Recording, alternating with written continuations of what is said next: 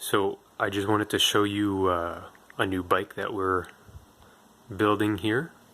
It's got the 1000-watt Mac motor, and it's newly built into a 20 by 4-inch rim, super strong. So that's really exciting. So sometimes when you're working on your bike and or you order a rotor, for some reason it's just not straight. Sometimes there's a little bend to it, and you're only going to know that there is a bend to your rotor once you put it on your bike and you hear a difference as it goes around through the pistons. So in this case, this rotor came on this wheel in a big cardboard box, and unfortunately somebody either sat on the box or kicked it, or they just straight up threw the box like they don't care, which is pretty typical in shipping. And this rotor's bent. So what you're going to need is something like the Park Tool DT2.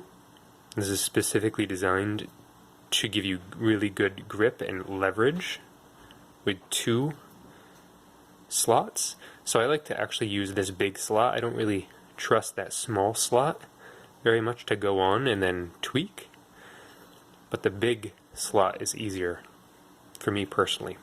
So here's a trick that I haven't seen anybody else online do before.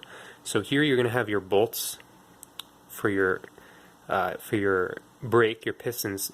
Your bolts are going to be here with an Allen key, and then here with an Allen key.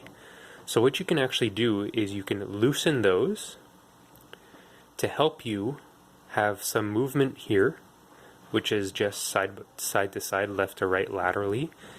That's going to help you to line up with the rotor after you take your wheel off, put it on.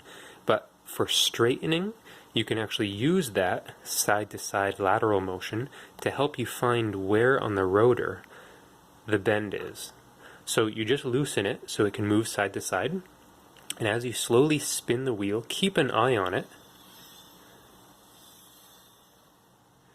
You guys probably can't see with the camera, but you're going to see that thing move side to side as I'm spinning it through.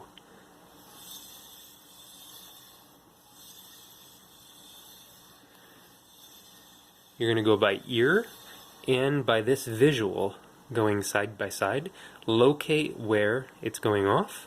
Keep a mental record of that. Roll it out here. Then take your tool, gently go on, and give it the necessary tweaks that you need. And then go back to your gauge here again.